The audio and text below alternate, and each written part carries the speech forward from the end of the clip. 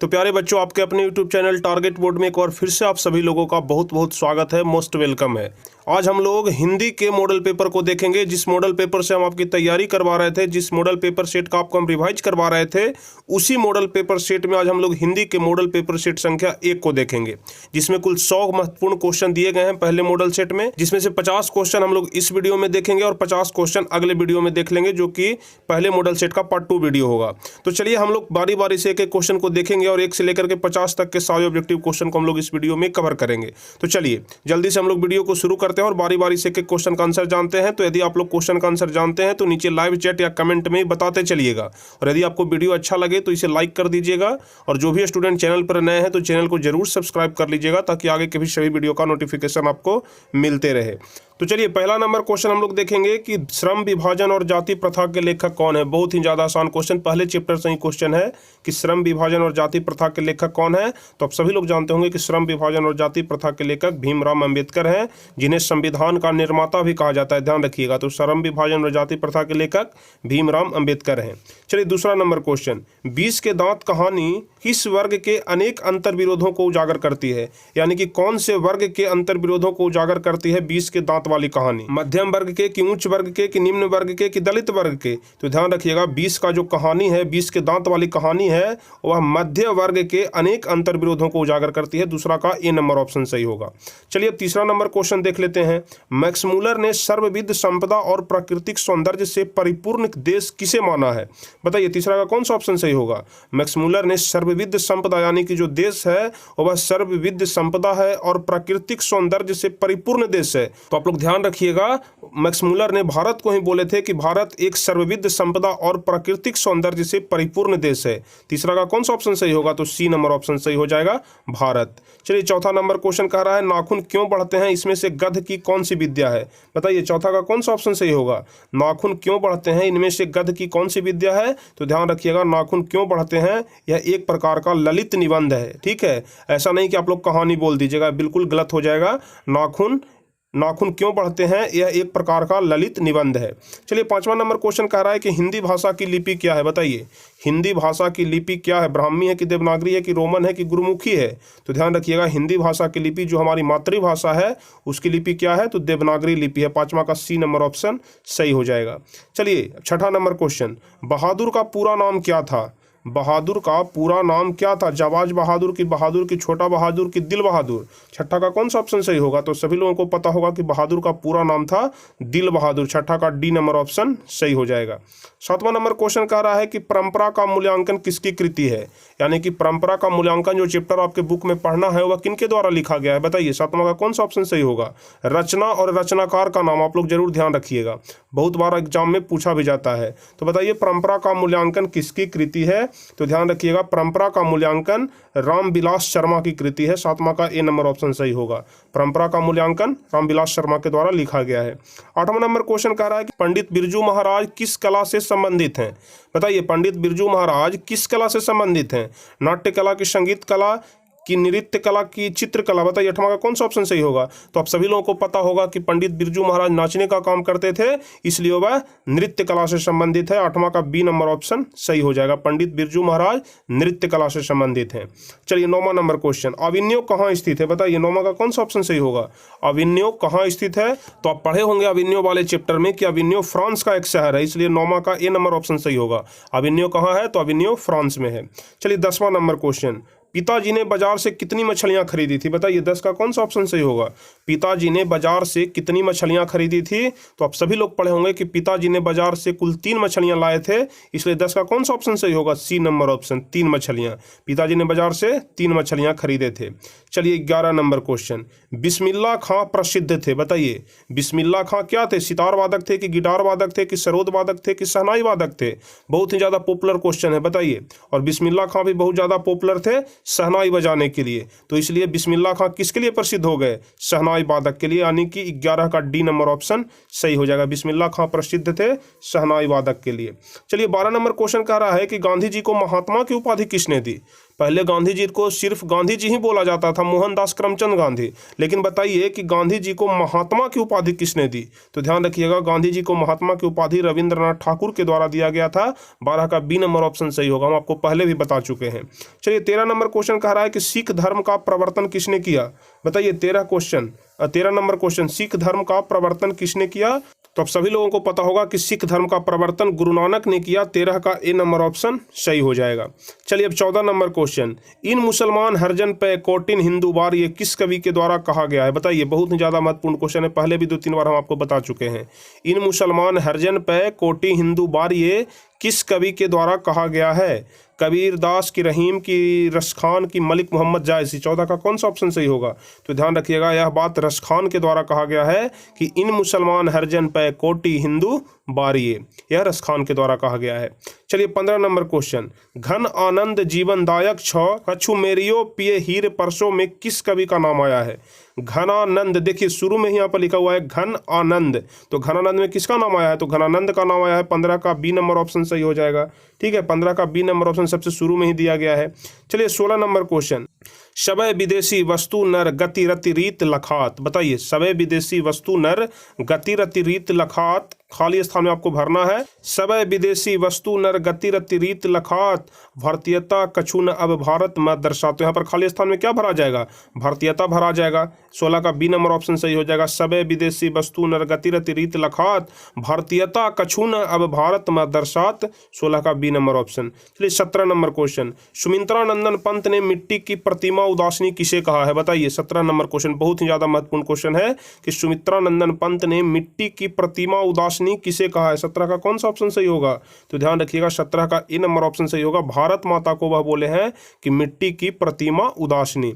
17 का ए number option सही होगा। चलिए 18 नंबर क्वेश्चन, जनतंत्र का जन्म कविता के कवि कौन है? बताइए, जनतंत्र का जन्म कविता के कवि कौन है? हर एक कवि का नाम आप लोग अपने जहन पर रखिएगा, अपने दिमाग में एकदम, कोई भी आपसे पूछे परीक्षा में आ जाए, आपको तुरंत जवाब देना है। इस कविता के कवि ये हैं, इस कहानी के कहानीकार ये हैं। तो आपको एकदम अपने मन में, अपने जीभ पर रखना है कि कौन से कहानी के, कौन से कविता के कवि कौन है, कहानीकार कौन है, आपको ध्यान रखना है। तो बताइए, जनतंत्र का जन्म कविता के कवि कौन है? तो आप लोग ध्यान रखिएगा, इसका डी नंबर ऑप्शन सही होगा। जनतंत्र का जन्म कविता के कवि हैं रामधारी सिंह दिनकर। 18 का डी नंबर ऑप्शन सही होगा। जनतंत्र का जन्म रामधारी सिंह दिनकर के द्वारा लिखा गया है। बताइए 19 नंबर क्वेश्चन, अगे का पूरा नाम क्या है? अगे जो कवि हैं उनका पूरा नाम क्या है? तो ध्यान रखिएगा, उनका पूरा नाम है सच्चिदानंद हीरानंद वात्स्यायन अगे। ठीक है, सी नंबर क्वेश्चन, सच्चिदानंद हीरानंद वात्स्यायन अगे। 19 का सी नंबर ऑप्शन सही होगा। चलिए 20वां नंबर क्वेश्चन कह रहा है, कुंवर नारायण ने बूढ़ा चौकीदार किसे कहा है? जो कवि है यहाँ पर कुंवर नारायण जी, उन्होंने बूढ़ा चौकीदार किसे कहा है? तो ध्यान रखिएगा, उन्होंने बूढ़ा चौकीदार वृक्ष को कहा है, न कि पहाड़, व्यक्ति और सैनिक को कहा है, बल्कि बूढ़ा चौकीदार वृक्ष को कहा है। चलिए 21वां नंबर क्वेश्चन, मेरी नींद के दौरान कुछ खाली स्थान बढ़ गए पेड़। बताइए, मेरी नींद के दौरान कुछ इंच बढ़ गए कि कुछ मीटर बढ़ गए कि कुछ सेंटीमीटर पेड़ बढ़ गया था? बताइए, इसका कौन सा ऑप्शन सही हो जाएगा? तो ध्यान रखिएगा, इसका इंच हो जाएगा। मेरी नींद के दौरान कुछ इंच बढ़ गए पेड़। यहाँ पर कवि कहते हैं कि मेरी नींद के दौरान कुछ इंच पेड़ बढ़ गए। चलिए 22वां नंबर क्वेश्चन, अक्षर ज्ञान कविता बच्चों के किस स्तर की शिक्षण प्रक्रिया से संबंधित है? अक्षर ज्ञान जो कविता है वह बच्चों के किस स्तर की शिक्षण प्रक्रिया से संबंधित है? 22 का कौन सा ऑप्शन सही होगा? तो ध्यान रखिएगा, प्रारंभिक शिक्षण प्रक्रिया से। 22 का ए नंबर ऑप्शन सही हो जाएगा। अक्षर ज्ञान जो कविता है वह बच्चों के प्रारंभिक शिक्षण प्रक्रिया की शिक्षण प्रक्रिया से संबंधित है। अब चलिए 23 नंबर, लौट कर आऊँगा फिर। बताइए, लौट कर आऊँगा फिर कविता में जो कवि हैं एक बार फिर कहाँ आने की लालसा व्यक्त करता है? 23 का कौन सा ऑप्शन सही होगा? लौट कर आऊँगा फिर कविता में कवि एक बार फिर कहाँ आने की लालसा व्यक्त करता है? बताइए 23 का कौन सा ऑप्शन सही होगा? तो ध्यान रखिएगा, मातृभूमि बंगाल लौटने की वह बात कर रहे हैं कि अगर एक बार फिर हमें मौका मिले तो हम एक बार फिर लौट कर आएंगे। कहाँ? अपने मातृभूमि बंगाल में। 23 का डी नंबर ऑप्शन सही हो जाएगा। अब 24 नंबर क्वेश्चन, जो कि बहुत ही ज़्यादा महत्वपूर्ण क्वेश्चन है कि रेनर मारिया रिल्के द्वारा रचित कविता कौन है? बताइए 24 नंबर क्वेश्चन, रेनर मारिया रिल्के द्वारा रचित कविता कौन है? तो ध्यान रखिएगा, रेनर मारिया रिल्के के द्वारा रचित कविता है मेरे बिना तुम प्रभु। 24 का ए नंबर ऑप्शन सही होगा। रेनर मारिया रिल्के द्वारा रचित कविता है मेरे बिना तुम प्रभु। 25वां नंबर क्वेश्चन कह रहा है कि मगम्मा क्या बेचती थी? बताइए मगम्मा क्या बेचती थी? दूध बेचती थी कि दही बेचती थी कि मक्खन बेचती थी कि घी बेचती थी? 25 का कौन सा ऑप्शन सही होगा? तो ध्यान रखिएगा मगम्मा दही बेचती थी। ठीक है, 25 का बी नंबर ऑप्शन सही होगा। मगम्मा क्या बेचती थी? तो मगम्मा दही बेचने का काम करती थी। चलिए 26 नंबर क्वेश्चन, ढहते विश्वास कहानी में किस राज्य को बाढ़ एवं सूखा से प्रभावित दिखाया गया है? ढहते विश्वास में आप लोग जानते हैं कि बाढ़ वाली कहानी है, जिसमें बाढ़ आता है और जो गांव होता है वह डूबने लगता है। तो ढहते विश्वास कहानी में किस राज्य को बाढ़ एवं सूखा से प्रभावित दिखाया गया है? 26 का कौन सा ऑप्शन सही होगा? तो ध्यान रखिएगा उड़ीसा की यह कहानी है, उड़ीसा को इसमें दिखाया गया है। 26 का सी नंबर ऑप्शन सही हो जाएगा। चलिए 27 नंबर क्वेश्चन देखेंगे कि मंगू किस कहानी की पात्र है? मंगू किस कहानी की पात्र है? तो आपको पता होगा कि मंगू कहानी की पात्र है। मंगू कहानी का शीर्षक है जिसमें मंगू का वर्णन किया गया है माँ, यानी कि मंगू माँ कहानी की एक पात्र है। 27 का डी नंबर ऑप्शन सही हो जाएगा। चलिए 28 नंबर क्वेश्चन, पापाती किस रोग से ग्रसित थी? बताइए पापाती किस रोग से ग्रसित थी? तो आपको हम पहले भी बता चुके हैं कि पापाती को मेनिंजाइटिस रोग हुआ था, यानी कि जो मस्तिष्क में रोग होता है मेनिंजाइटिस, वही रोग पापाती को हुआ था। चलिए 29 नंबर क्वेश्चन, सीता को अपने ही घर में कैसा महसूस होता है? सीता को अपने ही घर में कैसा महसूस होता है? घुटन महसूस होता है कि आनंद होता है कि खुशी होता है कि सुख होता है? बताइए 29 का कौन सा ऑप्शन सही हो जाएगा?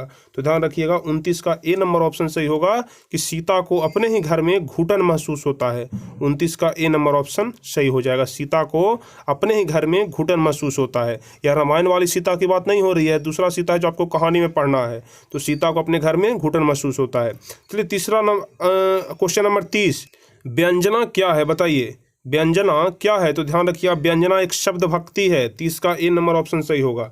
व्यंजना क्या है? तो व्यंजना शब्द भक्ति है। 31 नंबर क्वेश्चन कह रहा है, यहाँ पर वाटर मार्क थोड़ा डार्क दिखाई पड़ रहा है, इसलिए इसके कारण यहाँ पर कुछ अक्षर साफ नहीं नजर आ रहे हैं। भाषी किसकी अभिव्यक्ति का माध्यम है? बताइए भाषी किसकी अभिव्यक्ति का माध्यम है? लेखों की कहानी की, विचारों की रचना की? 31 का कौन सा ऑप्शन सही होगा? तो ध्यान रखिएगा भाषी कहानी की अभिव्यक्ति का माध्यम है। 31 का बी नंबर ऑप्शन सही हो जाएगा, भाषी कहानी की अभिव्यक्ति का माध्यम है। 32 नंबर क्वेश्चन कह रहा है कि व्याकरण वह ज्ञान है जो, बताइए व्याकरण तो आप लोग पढ़े होंगे हिंदी व्याकरण, तो बताइए कि व्याकरण वह ज्ञान है जो, तो ध्यान रखिएगा मानकता के आधार पर शुद्धता प्रदान करता है। व्याकरण वह ज्ञान है जो मानकता के आधार पर शुद्धता प्रदान करता है। तो कहाँ पर है? बी नंबर ऑप्शन में है, तो बी नंबर ऑप्शन सही हो जाएगा। चलिए 33 नंबर क्वेश्चन कह रहा है कि विदानुराग कौन समास है? बताइए समास से यहाँ पर क्वेश्चन है, हम आपको समास पूरा पढ़ा चुके हैं। विदानुराग कौन समास है? दिग्गु है कि क्रमधारय है कि अव्ययी भाव है कि तत्पुरुष समास है?